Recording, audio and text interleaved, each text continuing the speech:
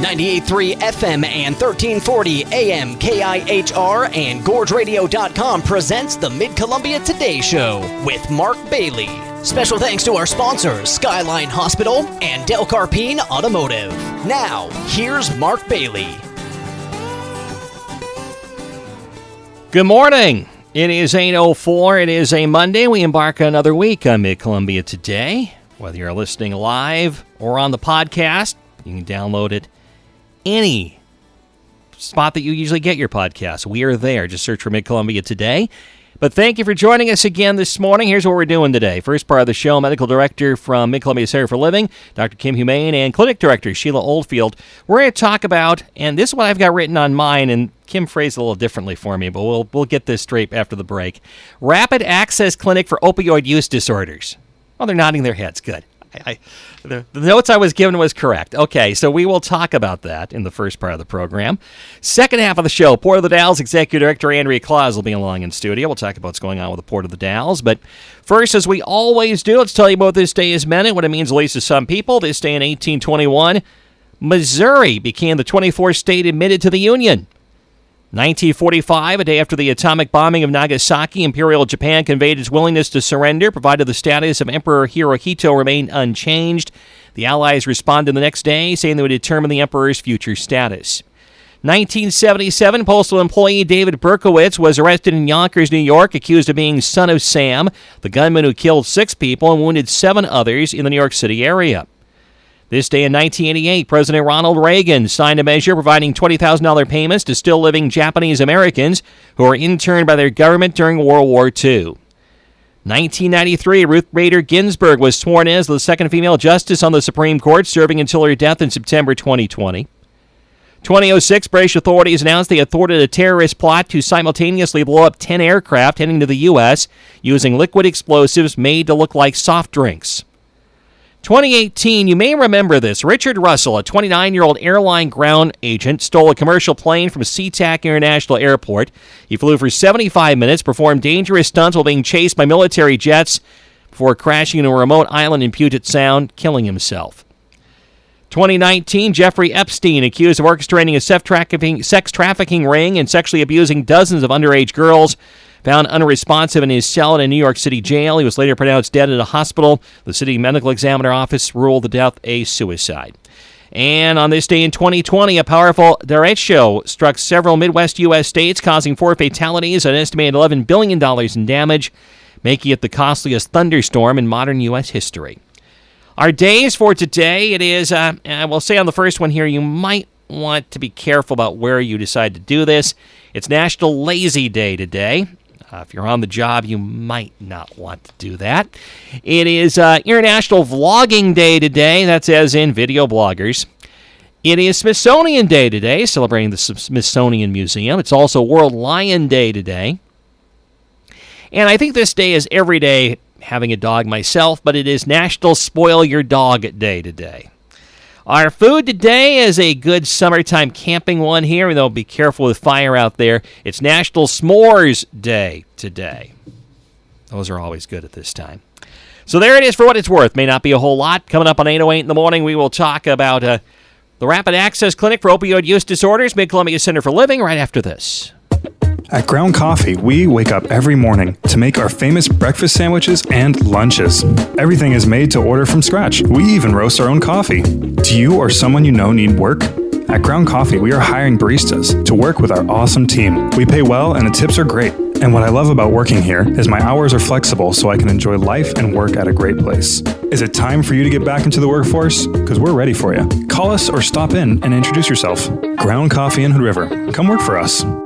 Did you know Skyline Health in White Salmon has its very own sports medicine doc superstar? That's right, Dr. Ryan Petering trained at OHSU, cared for professional Nike athletes, and even spent more than 15 years teaching other doctors how it's done. From sporting injuries to arthritis, he's here to help you move better, feel stronger, and keep doing the things you love. Want to live life to its fullest? Step right up and visit myskylinehealth.org. Skyline Health, world-class care right here at home.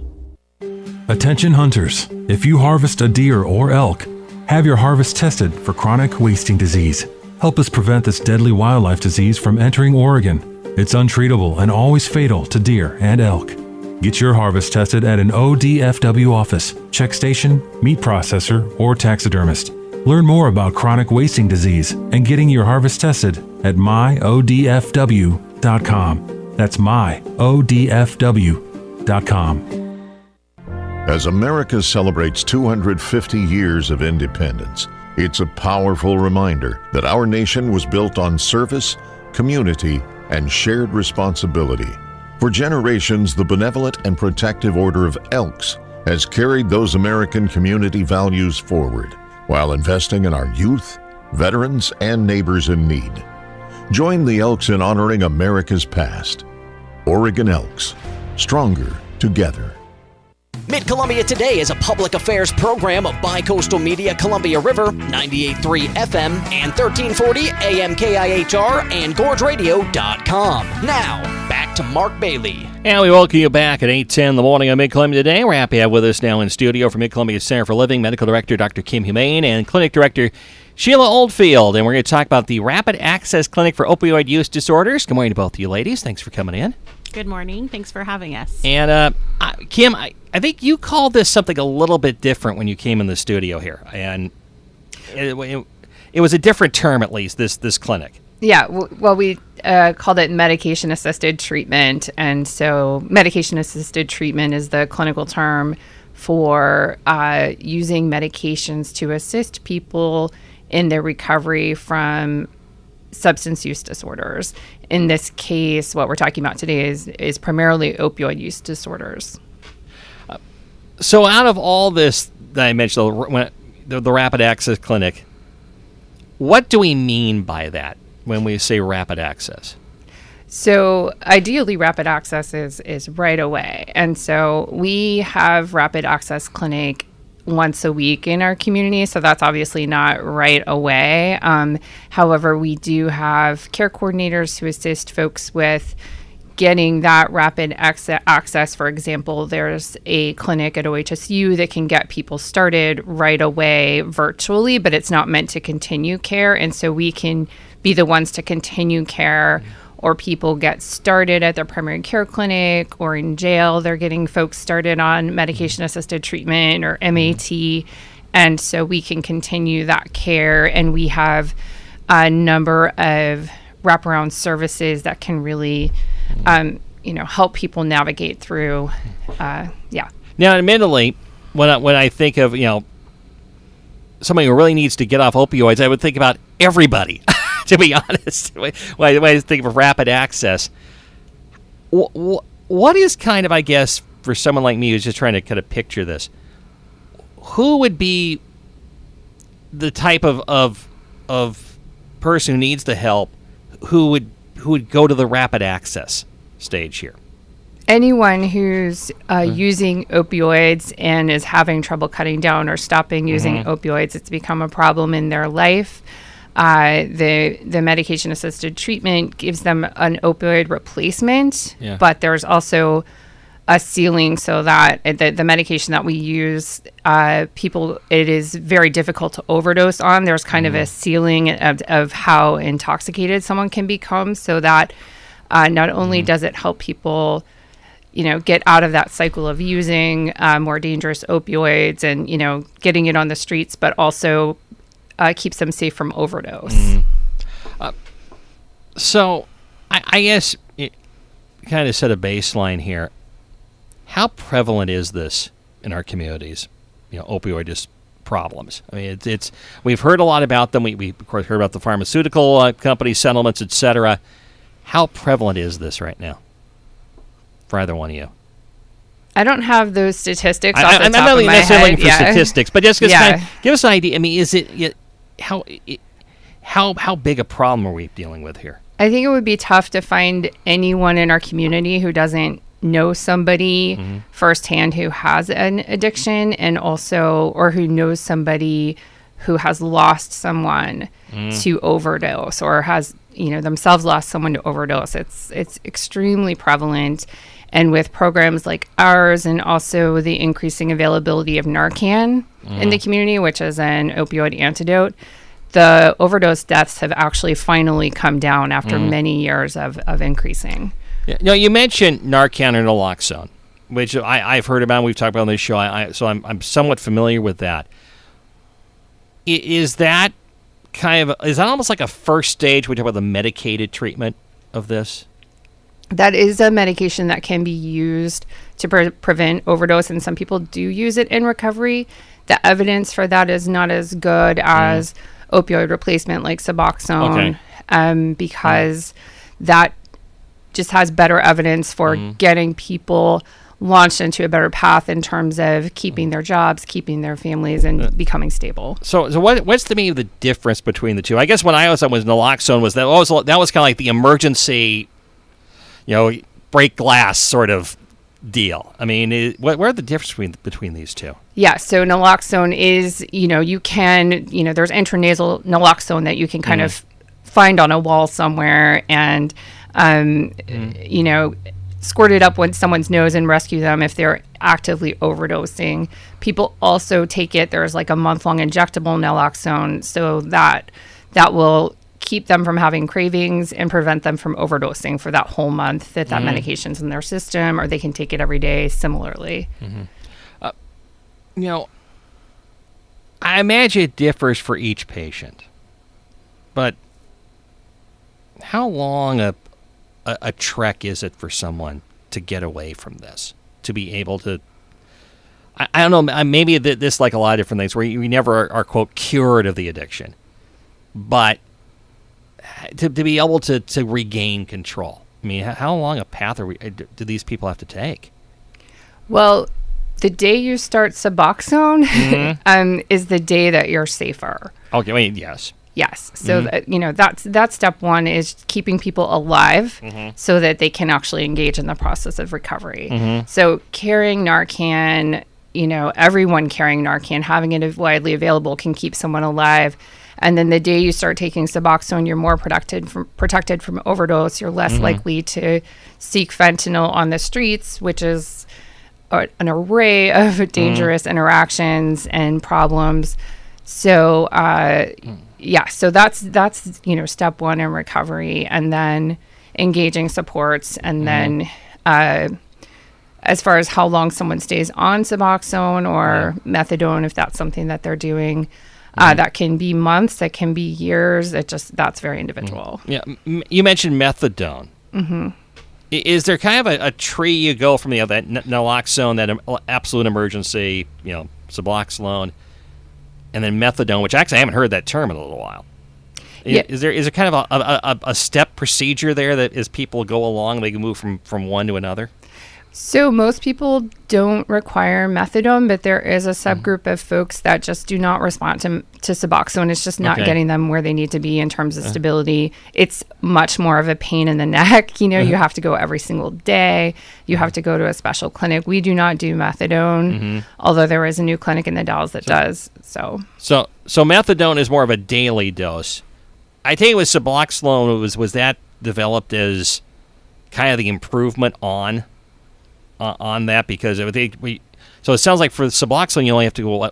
I have to take it like once a week, something like that, or exactly. Well, you have there's a oral form you take daily. There's also an injectable form that's only once a month. Yeah, and the other big advantage of Suboxone is that it does have that ceiling where it has a partial block of the opioid receptors, so it's much safer and tougher to overdose on anything. So even if you take fentanyl, if you're on Suboxone, it's going to provide some safety. Sheila, I'm going to get her involved here. How do people end up arriving at your clinic? I mean, Kim mentioned jail, which I guess is certainly a motivator, I would think. But how do people arrive at your doors to try to begin this journey? So we work with our primary care offices, and we get referrals from primary care offices. We get referrals from emergency departments. We have walk-in, like Kim said, we have the walk-in where people can just walk in and we can get them started immediately. I do meet with Norcor once a week, and so anyone that has been incarcerated, we can get them started while they're in Norcor, and then we can continue their care. So, do you also get people often who maybe, you mentioned primary care providers who maybe talk to their physician, say, "Hey, maybe I'm just feeling like I'm starting to become addicted to these." Do you do clients tend to come in that way? They do.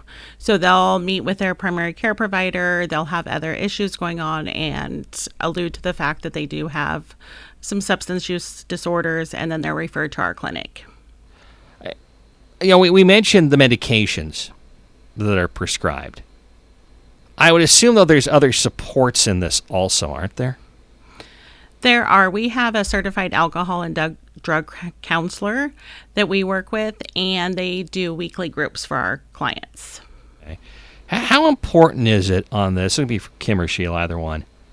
Is that support beyond? I mean, it's one thing I would think to take the medications, and there's the, and the physical effects of that. But I would think that there has to be a little bit more to that, isn't there? I mean, and that's where the supports come in. It is. We have our early recovery groups, and they are able to meet with other people that are in different stages of recovery, talk to them. A lot of our certified alcohol and drug counselors and our peer support have lived experience, so they understand where these clients are and what they're dealing with as they're moving through the recovery process. Mm-hmm. For either one of you, give me maybe a picture. I think sometimes people picture people who become addicted to whatever substance it is, and they develop a picture that probably isn't accurate of the common person who's done this, and probably it's not a flattering picture. I know, though, the opioids, and given the use of painkillers in medical practices, also there's a little different picture on this, isn't there? It's a fairly wide background of people who find themselves in this situation, isn't it? Absolutely. When I was in medical school in the 90s, we were taught to treat pain to zero. There was, you cannot, the risk of opioid addiction is very low. We know that story, that was very pharma generated. And so a lot of people were sent home with large quantities of opioids, enough to get addicted, enough to get a problem just from a broken leg or a dental procedure. So you hear about, especially high school athletes, that there's people now that's how they got addicted, through some sports injury in high school, straight A student, real bright future. And then this happened. So, there's people from all walks of life that have become addicted. It's a massive problem. And like I said earlier, almost everybody knows somebody. But when you really start to hear the stories of how people got down this path, it's very tough to not, want to jump in and help and address this issue. You mentioned, how these people can find themselves in this position. And I asked about where people come from to tend to end up in your clinic and begin the journey that way. Is an element in getting better and be able to start to recover from this does someone have to have the awareness there is a problem? I could see where in this especially, where maybe people might think I'm okay, and maybe they're not. How important is it is the self-awareness in recovery? I think that is important. I think especially when we're talking about opioid use disorders, with other substances, that's more of an issue. But people that are addicted to opioids, especially people that are finding themselves in the position of getting it on the streets, they all know somebody who has died. They've rescued people themselves. When I have people coming into my clinic, they've been carrying Narcan. They've used it. They know how to use it. So they're very aware of the risks. They're very aware of the dangers, and they're very scared. And that's, in a lot of cases, what's getting them into treatment. Are people really aware of how strong these things can be? Opioids? Yes, absolutely. Okay. I think people who are using are scared. They're aware. They will spread the word if a bad batch comes through that is very high potency, and people might be marketed as something else. So, and admittedly, I'm talking from someone who isn't addicted to something. So it's like this probably is very, I hope it's not insensitive, but I mean, it probably is very simplistic. I would think if I was to the point where I was worried about getting a bad batch on the street, that would be where the self-awareness would kick in. But I take it that's not the case at all in many cases, in at least most cases. Yeah, it's like it would be comparable to telling you not to eat, because of what they feel inside. Exactly. It becomes such a need when you're addicted. It becomes this very physiologic need, and it's very similar to how you feel when you're hungry, very, very hungry, and someone's telling you not to eat. You're gonna at some point you're gonna eat if you have food in front of you. Before we wrap this up here, you mentioned people knowing people, and I'm sure there could be someone listening in our audience who is hearing this and they know somebody who needs help, either can't find it or don't know, or perhaps they just feel like this person is not self-aware and is kind of on the road to destroying themselves. How can someone get a loved one into a program like this or get the help they need? Well, I think number one is keep them alive. So have Narcan in your home, especially if you know somebody is at risk of overdose, and encourage primary care. There's so many roads to access. So encourage them to talk to their PCP. Let them know that there's, options that don't require withdrawal, just cold turkey. That is a really tough road to go and not likely to be successful. I should ask that. I mean, can people just stop on this? I mean, that's always the simplistic answer, the old just say no answer sort of deal. Is it even possible?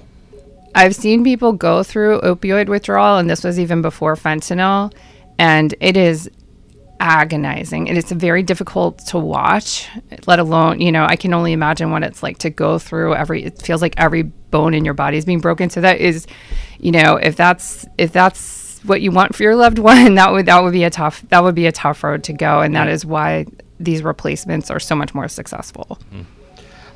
For those who would like information, again, it sounds like, primary care physician is a step to go through. It's not that difficult to access you guys. But you mentioned, I think it's 1 day a week for the, quote, rapid access clinic. It is, but we same day walk-in. We can, like Kim said, we have access to OHSU program and can get them started on medication that same day. And with that, we also start investing them in our other programs, the groups, and meeting with a certified alcohol and drug counselor. So it is same day access.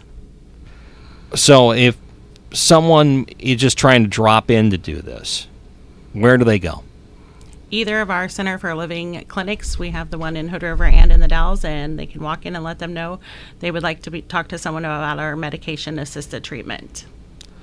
Dr. Kim Humann and Sheila Oldfield from Mid-Columbia Center for Living. Thanks for doing this. Appreciate it. Thank you so much. And it is 8:27 in the morning. We'll come back and take a check of the news for you right after this. Upgrading your home's heating doesn't have to be overwhelming. Hi, this is Kimberly. A&E Plumbing, Heating & Air's Great Northwest Series is a ducted heat pump designed for homes we see across Oregon and Washington.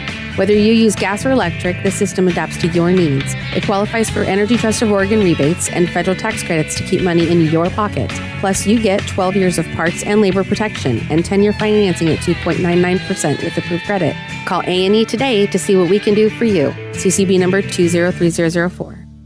Hey, Gorge neighbors, it's Angela from Cedar Creek Alpacas. You don't have to drive hours or spend a fortune on gas for a memorable summer adventure. Right here, just 15 minutes west of Hood River Bridge in Cook, Washington, you'll find cute baby alpacas, mountain views, and a peaceful farm experience the whole family will love. We're locally owned, close to home, and proud to have been voted best in the Gorge for attraction and family entertainment. Come slow down, meet the herd, and make a day of it at Cedar Creek Alpacas in Cook, Washington. More at cedarcreekalpacas.com. Coffee for Mid-Columbia Today guests is provided by Hood River Coffee Roasters, the Gorge's local coffee roasters, on Tucker Road on the Heights in Hood River.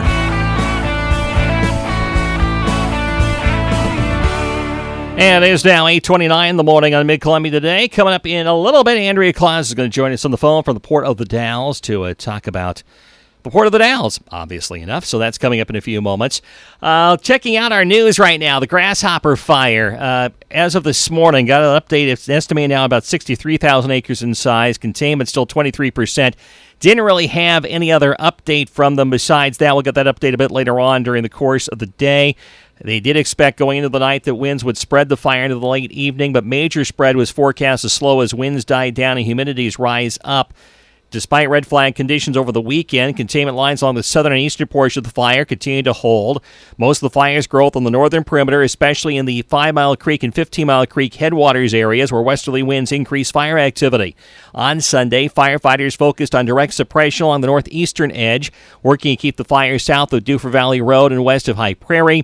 Along the western perimeter, crews continue securing the fire near Highway 35. Officials say that fire has not crossed the highway. There was also a focus on the Bennett Pass area, preparing several roads to serve as indirect fire lines. The Big Grass Fire in eastern Oregon and into Idaho, closing in on the state's record for the largest wildfire. It's grown to more than 513,000 acres. Despite the efforts of more than 1,000 firefighters, it's now within 44,000 acres of the state record set by the 2012 Long Draw Fire. The Big Grass Fire has crossed into Idaho with at least half of the blaze burning there. It was 39% contained on Sunday morning. 30 other fires were burning across Oregon, including several mega fires covering more than 100,000 acres. Firefighters have made significant progress on those blazes. The Coleman Creek, Second Flat, Hay Creek, and Roe Creek fires, all between 79 and 97% contained as of Sunday. Oregon's Transportation Work Group is looking at how other states fund roads, bridges, and public transit as the group faces a $200 million transportation budget gap. The 12-member group, appointed by Governor Tina Kotek, is expected to recommend funding for the 2027 to 29 budget.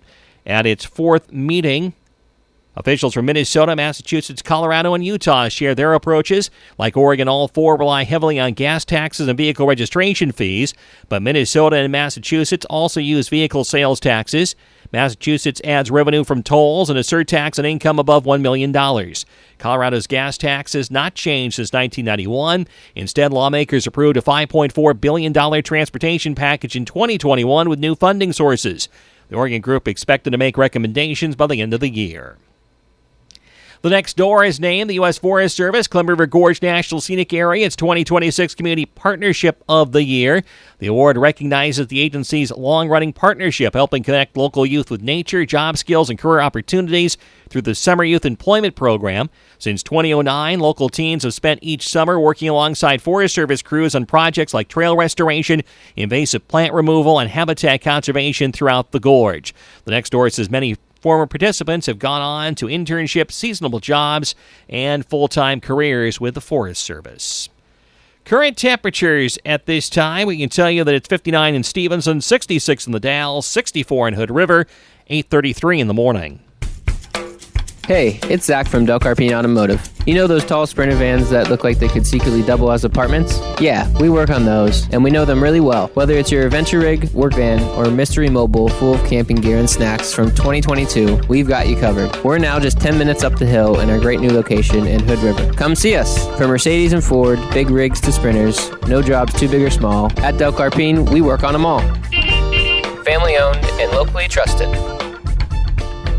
Smiles have started here for more than 20 years. Hood River Dental is proud to grow with our Gorge community. We provide complete dental care for children and adults, general, cosmetic, Invisalign, core whitening, and advanced treatments for TMJ and airway management. Haven't had a checkup in a while? Concerned about snoring or jaw pain? We're here to help. Find us across from Jackson Park on May Street or on Belmont in Hood River. Hood River Dental, family owned. Your comfort is our priority every step of the way. Gorge homeowners, is your old AC costing you more than a new one would? If your system is over 15 years old, the answer is probably yes. A new energy-efficient AC from Sky Heating, AC, Plumbing, and Electrical means lower utility bills. Plus, Sky's technicians make the whole process easy, from a free home assessment to same-day quotes. With financing available and HVAC system payments as low as $119 a month, there's no reason to put it off. Schedule now at skyheating.com. CCB number 245538. Sky Heating, AC, Plumbing, and Electrical.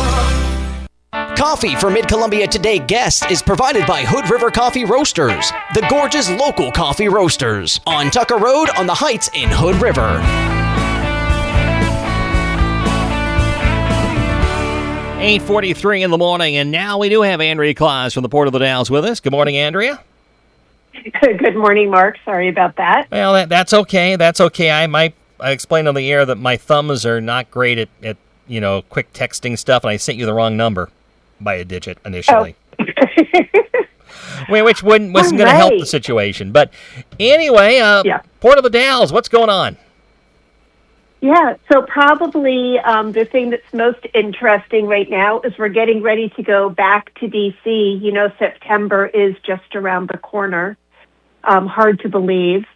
And so the Port of the Dalles is part of the Dalles Community Outreach Team, which is made up of 8 entities in Wasco County. So it's the City of the Dalles, Wasco County, North Wasco County, PUD, the Chamber of Commerce, our local school district, Columbia Gorge Community College, and Mid-Columbia Economic Development District.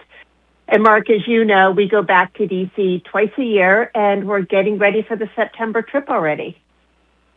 It is September coming soon, and what are you going to emphasize this time around? Yeah, so, in the past, let me just say, in the past, we were able to meet with a lot of the different agencies beyond just meeting with our legislators. So as examples, we would meet with the Department of Education to learn about different grant programs and what they were looking for in the coming year so we could plan projects around that. Department of Labor, similarly. COVID happened and a lot of the agency meetings were not able to be scheduled. And so one change on this trip is that we actually are going to have a pretty robust meeting with different agencies this time.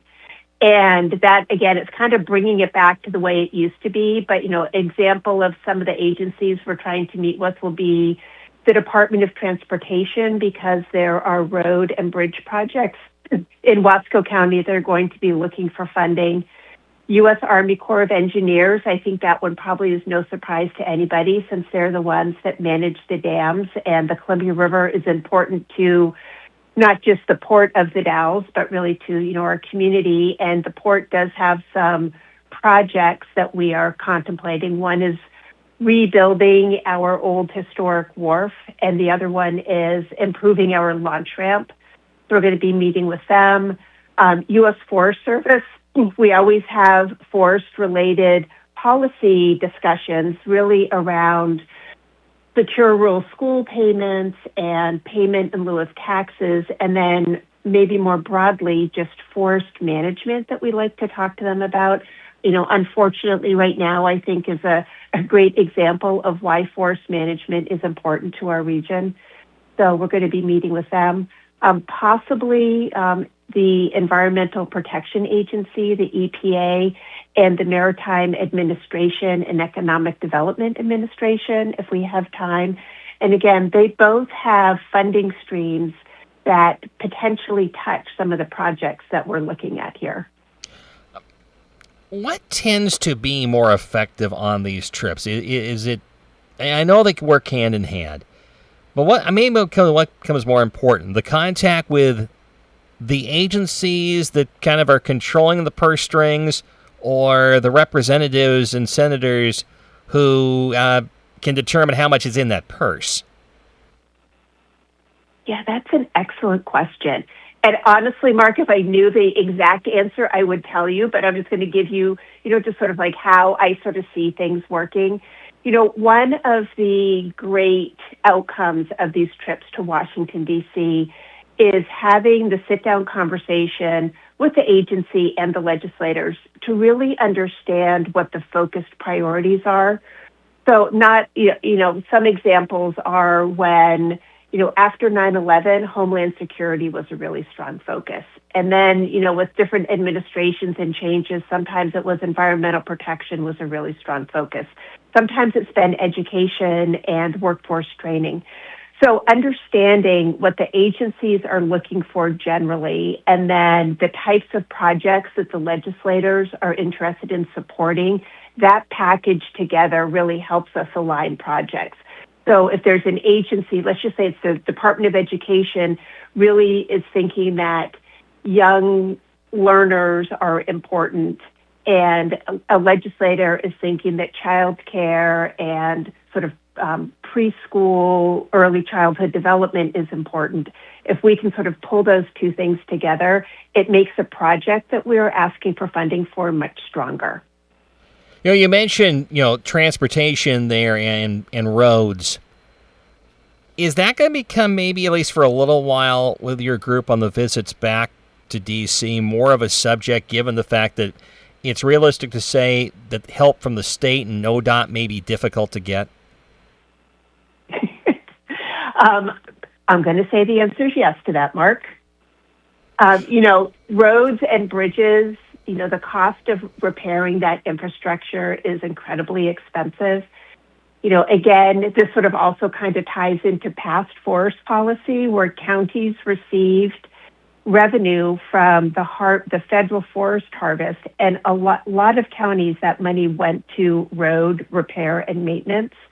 And when that funding stream went away, there's still a trickle of money that is received by the counties for that work, but certainly not to the extent in the past. So yes, leveraging anything that we can get from the Federal Department of Transportation to help offset those costs is going to be really important. And, as you go through this, you mentioned projects. Is there a project or two that's going to be emphasized here? So I will tell you that we are still kind of sorting those out right now. But, again, from the port specifically, we have a couple waterfront projects that are going to require funding over the next couple of years. So one would be the initial planning dollars to see how the projects might work. And then there'll be a permitting component, and then the final construction funding component. And a lot of times and just using this port project as an example, it takes several years to lay the groundwork. And again, you're asking, meeting with the agencies or meeting with the legislators, which is sort of like the best way to go to find the funding. Now is a great time for us to understand what those funding streams are that are available for a project like this. So as an example, I mentioned that we might be meeting with the EPA. Is there an EPA planning component that might be applicable to looking at rebuilding a dock that was initially built in 1933? Is there something about that project that the EPA is like, okay, well, we can help in this small way, but if you can bundle together multiples of those small ways, it really makes sense. The marina launch ramp and parking area, we've been talking about redoing that area. The Port of the Dalles is now part of the Wasco County Emergency Operations Plan, with that site as a staging area if there happens to be a river rescue that needs to happen, but also just because of its proximity to Interstate 84. So the Federal Emergency Management Association, so FEMA, or administration, they have pre-disaster planning dollars available. So could this be part of a pre-disaster planning project? So I will say that we have several big projects kind of on the board right now, and we are going to be narrowing those down. We always try to just take back, 3, maybe 5 big projects, because you just don't have, in the meetings themselves, the time is very limited. So you want to be very focused on what you're asking for and just kind of trying to advance the project. You mentioned, though, off the top of this, getting back to being able to have the more of the access to the agency people than you had since COVID. How much does that assist in being able to tell a story? I think that it assists a lot. Again, having those relationships and understanding what they're focusing on and getting those key contact people that you can then call when you're working on a grant application or thinking about a grant application. they are the ones who really have, those agencies are the ones that have the largest pot of money to distribute. The legislators have a small portion of those funds to distribute. And so getting into that pipeline is really helpful.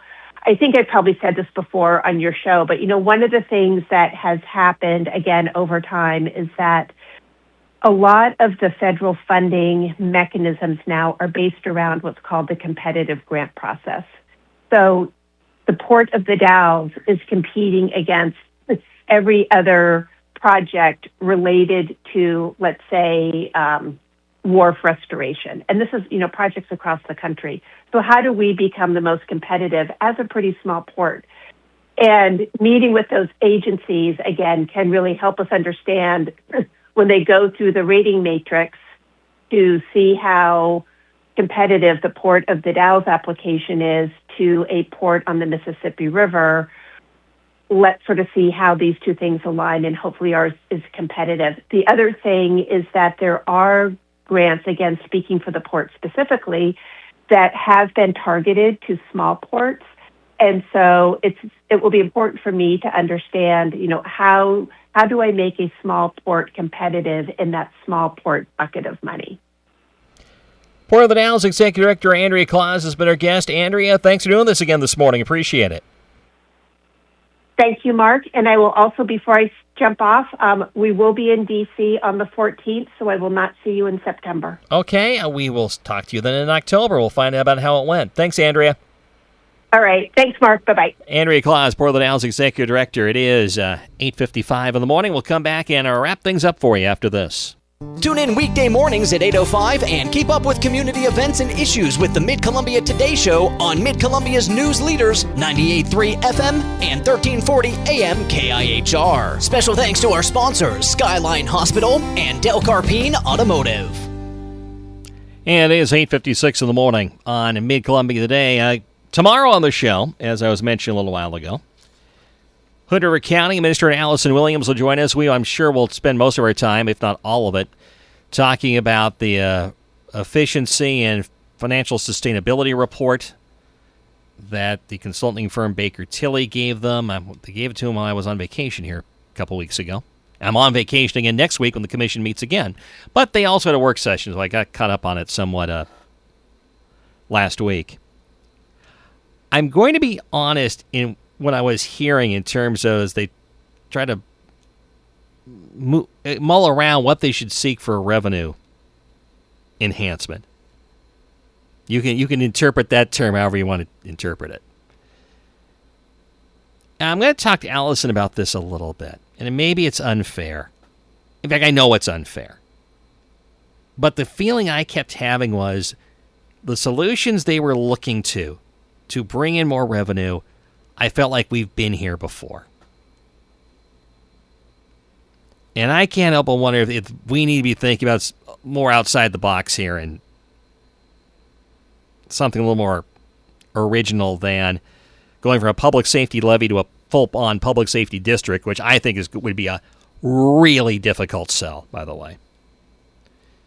And a prepared food and beverage tax, which, while I get the reasoning, and you're trying to get those tourist dollars.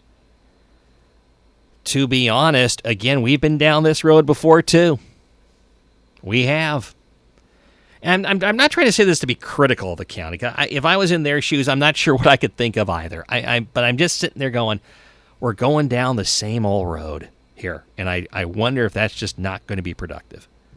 But we'll talk about it with the county administrator. Wasco County Commissioner Jeff Justice is going to join us on the show as well tomorrow. We will talk to him. The Oak Ranch project is off and running. We'll talk about that RV project, I'm sure, for a little bit. We'll talk about some other things as well. But I am out of time for today. I no longer have any opportunity to continue here. So that does it. Thanks to our guest this morning. We will talk to you again on Tuesday.